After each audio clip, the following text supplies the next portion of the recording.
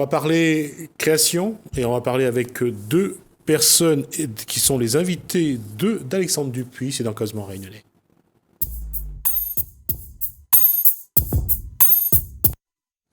Et bonsoir d'abord à Madame Laurence Bouillon, bonsoir Alexandre Dupuis, bonsoir également à Maurice Zobler. Bonsoir. Bonsoir. Vous êtes tous créateurs puisque vous faites tous dans la création, image.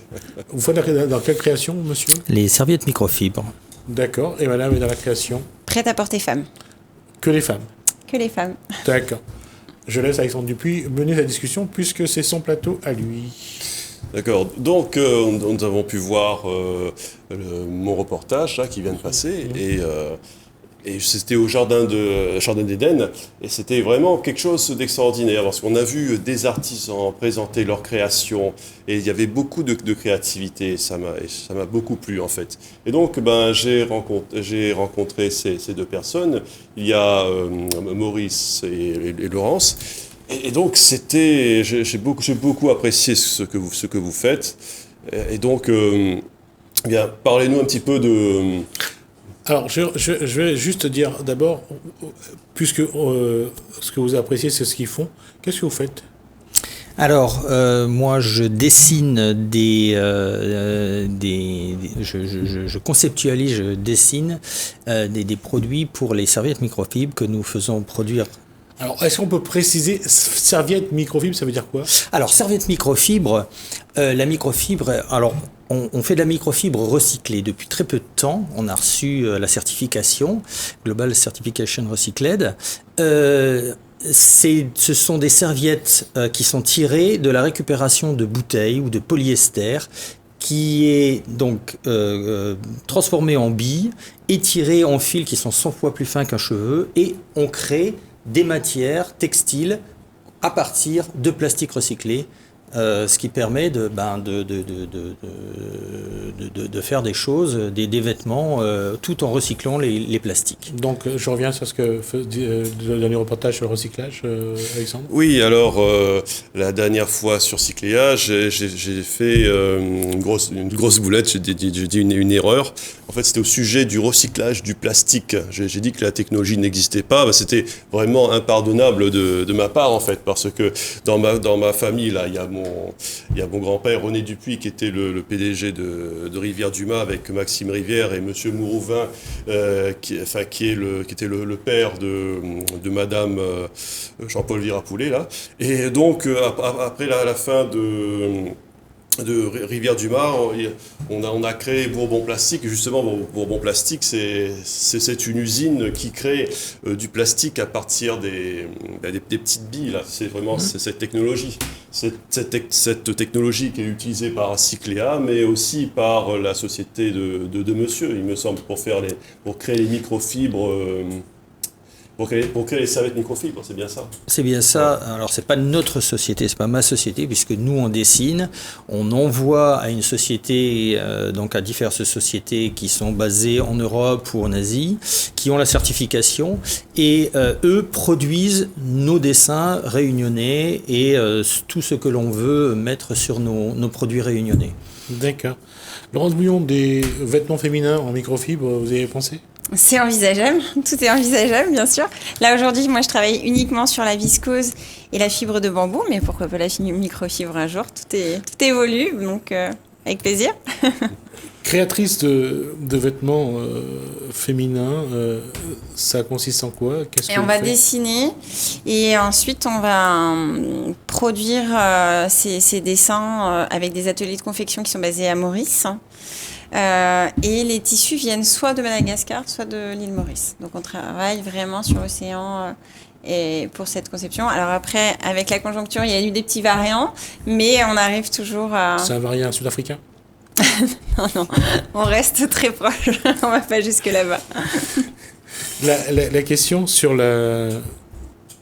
On sait que le textile a connu des moments difficiles à Maurice. À un moment donné, ils ont voulu aller sur Madagascar pour voir si ça se développe. Aujourd'hui, je veux dire, l'équilibre a été trouvé ils arrivent aujourd'hui à produire un peu et à vendre parce qu'il faut vendre. Effectivement, alors il faut savoir que Madagascar et Maurice ne proposent pas les mêmes produits. Madagascar est quand même très connu pour le coton. Ils ont des unités de production qui sont très importantes, plus conséquentes qu'à Maurice. Maintenant, Maurice a eu effectivement une grande histoire sur le textile, donc il y a un savoir-faire qui est quand même encore présent, mais qui s'est un petit peu éclaté. Donc, on arrive quand même à trouver des ateliers. On a des ateliers qui sont soit des grandes usines qui travaillent vraiment avec des confections internationales, pour des confections internationales, mais on a des petits ateliers familiaux qui fonctionnent très bien. Que ce soit pour Maurice ou pour Madagascar, la proximité avec l'Afrique n'arrange pas vraiment les affaires, parce que la concurrence à ce niveau-là est en leur défaveur. Mais malgré tout, dans la conception de vêtements aujourd'hui, qu'est-ce qu'il faut faire pour que, justement, ce public qui est déjà bien habillé ait envie de changer? Pas d'être tout nu, de changer de vêtements. En fait, déjà, il faut être toujours dans un air du temps. Les modes évoluent, changent. Alors ici, on n'a pas trop les saisons. Mais malgré tout, on a une mode qui évolue énormément, très très vite, très internationale. À La Réunion, aujourd'hui, les gens sont alertes sur ce qui se passe partout dans le monde. Donc c'est une mode qui est européenne, qui est internationale à La Réunion. Et la femme est beaucoup plus, mais pas au sens péjoratif du terme, plus versatile à ce niveau-là? C'est une grande consommatrice. Inévitablement. C'est vrai. Non, parce que si vous regardez les trois bonhommes qui sont sur le plateau, on ne peut pas dire qu'ils sont habillés de manière très différente. Mais après, l'offre féminin est beaucoup plus large aussi. Oui, je crois. On a une offre féminine qui est très, très, très, très large et qui évolue beaucoup plus que chez les hommes. Je suis désolée, mais c'est ça. Vous concevez vos créations en fonction de vos goûts ou en fonction de ce qui est dans l'air du temps, dans ce qui est de la mode ou... C'est une bonne question. Alors, on ne peut pas se cantonner à un paramètre, effectivement. Déjà, moi, j'ai des matières sur lesquelles je suis plus sensible que d'autres. Et puis, après, effectivement, on est inévitablement obligé de suivre l'air du temps parce que derrière, il y a quand même une consommation qui est là, qui attend, qui est disponible. Et après, effectivement, on a des retours clients et qu'on considère à 100% sur le côté pratique, la femme active. Voilà, donc il y a énormément de paramètres qui viennent s'associer pour trouver le bon produit. Pour les dessins que vous faites, pareil, c'est les mêmes critères qui entrent en jeu? Oui, alors on essaie d'avoir... déjà de faire connaître La Réunion par nos dessins. On a des partenariats avec une dessinatrice réunionnaise qui s'appelle Marion Damour et que je salue, qui va nous sortir très prochainement une belle collection, je l'espère, avec des dessins représentant toute la flore de La Réunion. Et on essaie d'être sur des thèmes comme la baleine, la Réunion. Les produits touristiques? Les produits... Alors, pas uniquement touristique, aussi pour les personnes qui résident à La Réunion. Le patrimoine? Le patrimoine aussi. On a une très belle serviette qui est une serviette qui représente une dame avec une très belle robe et une cascade, etc., qui va sortir, qui est sur notre site. Et l'avantage aussi de la microfibre, c'est que par rapport au coton, le coton, on sait que ça consomme énormément d'eau pour fabriquer le coton, pour produire le coton. La microfibre, c'est le contraire, ça ne consomme pas d'eau, c'est du recyclage. Et avec une serviette microfibre qui fait 200 grammes, par exemple, on absorbe 6 litres d'eau lorsque l'on se sèche et elle ne pèse que 200 grammes. Elle est très très compacte, alors la même serviette pèserait pratiquement 960 grammes en coton pour 1m80 par 90, qui sont nos standards actuellement. Donc c'est très intéressant. Alexandre Dupuis, vous qui avez refusé cette carrière de mannequin pour la caméra et la vidéo, quand vous regardez la création de ces deux personnes, vous avez une tenue, pas avant-gardiste non plus, mais qu'est-ce Comment le public doit regarder ces créations? En fait, comment le public voit ces créations, je pense qu'il n'est pas encore habitué à ce genre de création. C'est ça le problème. Je pense que le public est plus habitué au marché traditionnel. Et moi, ce que je trouve remarquable, c'est ce travail d'entrepreneur. Moi, je les vois comme des entrepreneurs, et la limite entre l'artisan et l'artiste est très, très fine. En fait, il y a une vraie zone grise, parce que ce qu'ils font, on peut dire que c'est aussi de l'art. Et je pense que le public, d'abord, il n'a pas vraiment connaissance de ces nouveaux types de marchés, et je pense qu'il voit ça d'abord avec un œil intéressé. Il y a de la curiosité, et puis ce n'est qu'à la fin qu'ils se rendent compte que ce que ces personnes font à leur façon de l'art. Je pense que c'est quelque chose de nouveau. Ce genre de manifestation, c'est quelque chose de nouveau, et le public a besoin d'un temps d'adaptation. Alors, on va prendre le temps, nous, d'abord de connaître les personnes qui sont là, et on verra après comment on pourra montrer ce qu'ils font, en tout cas s'ils décident de passer par chez nous. La question, c'est aujourd'hui, ce public, quel public vous essayez d'avoir? D'abord, est-ce que c'est la Réunion, l'océan Indien, ou c'est l'Europe? Et après, quelle est votre marge de manœuvre, justement, dans l'évolution de ce que vous faites? D'abord, le public. La Réunion, l'océan Indien? La Réunion, à 70%. Ouais. Nos principaux acheteurs sont réunionnais. C'est très important pour nous. On est très jeune, on a 1 an et demi de visibilité sur notre marché. Après, on a à peu près 25% de la métropole et 5% mondial. On a déjà vendu, ce qui est pas mal, aux Pays-Bas, au Brésil, en Nouvelle-Calédonie.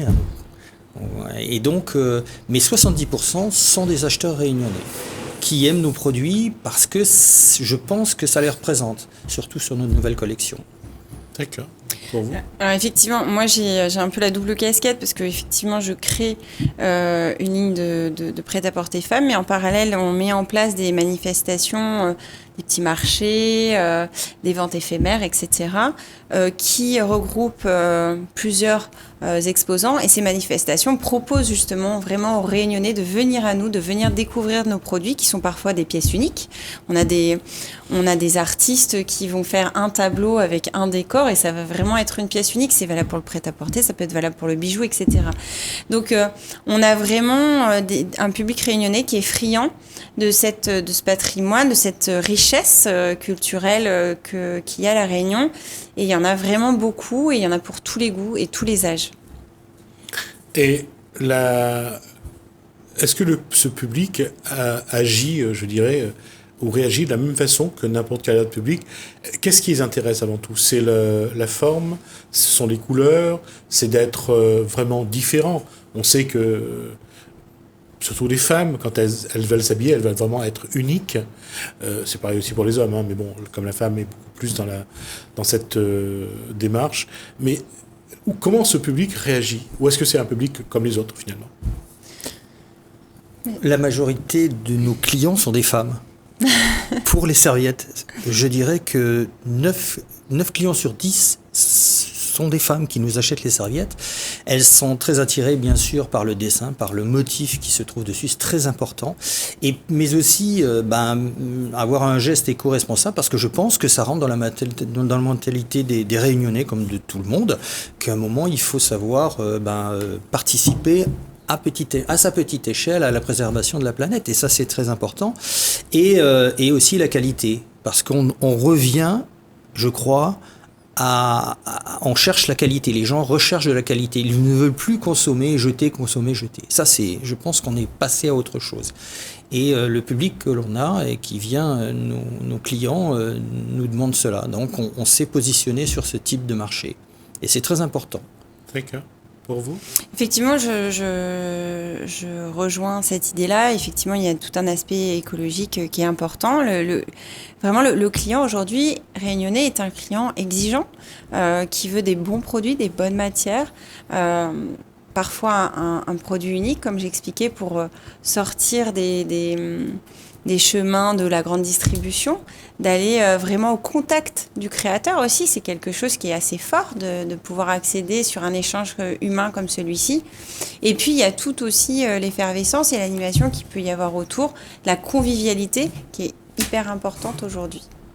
Par rapport à ce que dit Maurice Zobler sur le fait que ce public-là évolue, change de développement durable, est-ce qu'il y a aussi, on peut voir aujourd'hui, et ça c'est la question, et bien sûr pour vous deux, est-ce que cette posture la posture de cette communauté réunionnaise qui est issue de plusieurs continents, que ce soit d'Afrique, de l'Inde, d'Asie, d'Europe, est-ce qu'il y a quand même un goût, je dirais, commun? Est-ce qu'il y a un socle commun dans les goûts?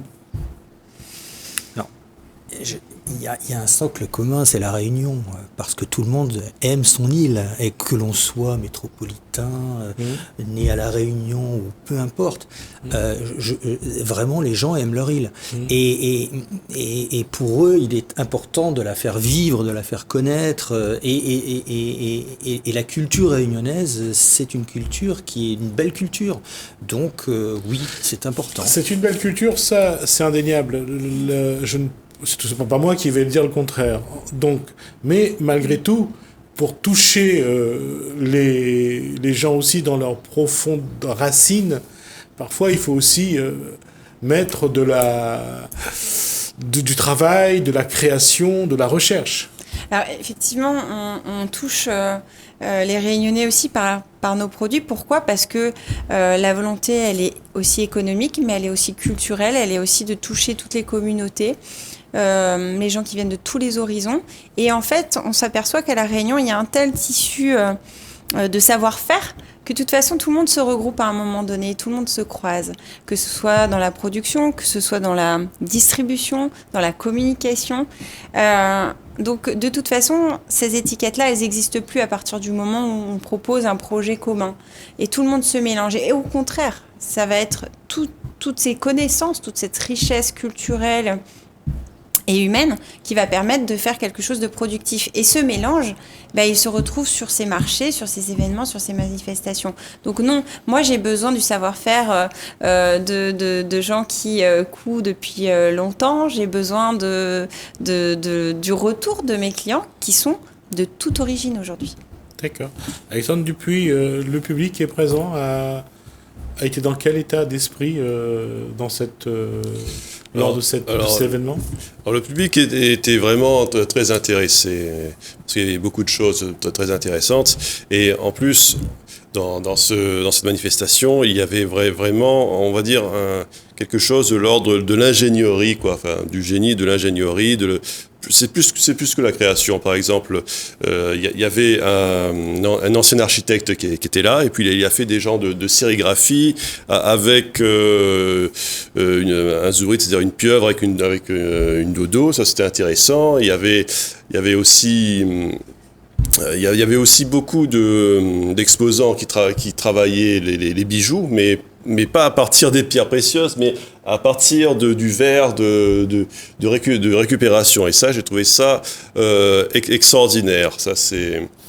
Et donc, je pense que le public a été très, très enthousiaste et très, très surpris. Et je vais terminer sur cette posture que Maurice Zobler a parlé tout à l'heure, c'est le développement durable. Là, aujourd'hui, il y a on a vraiment l'impression que les gens essayent vraiment de vivre en essayant de protéger au mieux cette planète. Cette île d'abord et la planète ensuite. Oui. C'est indéniable. C'est indéniable. Toutes les personnes que vous rencontrez vous en parlent.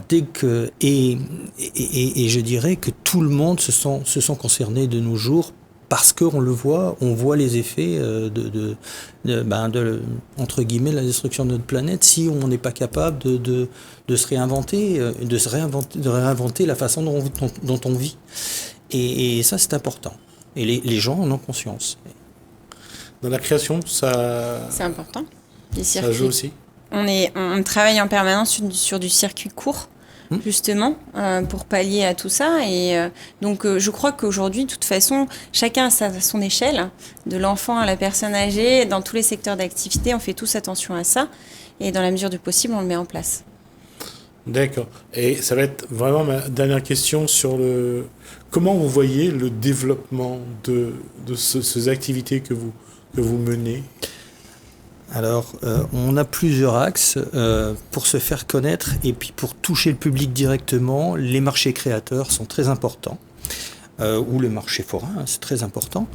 La deuxième des choses passe aussi par les boutiques, parce que ça a une force de frappe quand même, mais les boutiques de créateurs, il y en a beaucoup sur l'île qui se développent, donc très court. Et puis la troisième des choses, l'Internet. Quand Maurice Zobert dit très court, c'est le circuit. Le circuit, oui. Le circuit très court, pardon. Et la troisième des choses, eh bien, c'est l'aide de l'Internet qui nous permet de toucher le monde entier et de se faire connaître dans le monde entier. Et ça, c'est aussi non négligeable. En plus du circuit court, aujourd'hui, il faut inventer de nouveaux circuits également. Oui, il faut inventer de nouveaux circuits, je suis d'accord avec vous. Mais... Effectivement, moi, l'essentiel, à La Réunion, c'est qu'on a cette force, c'est le circuit court, ça c'est une évidence. Après, chaque produit peut être proposé partout dans le monde, effectivement, via des sites internet, des boutiques en ligne. Et ça peut permettre aussi aux gens extérieurs à La Réunion d'acheter un produit réunionnais. Et ça, c'est une très grande fierté. D'accord. On aura l'occasion de revenir sur les produits que vous faites, en tout cas avec Alexandre Dupuis, entre autres. Donc, de les voir, on vous reviendrait avec vos produits. On a l'occasion donc de les mieux les présenter, de les faire voir et voir un petit peu comment le développement durable accompagne l'innovation et aussi la création. Merci Alexandre Dupuis, merci à Maurice et merci également donc à Laurence Bouillon. Merci à vous de nous avoir suivis. Merci Hélène, merci François. Je vous dis à bientôt.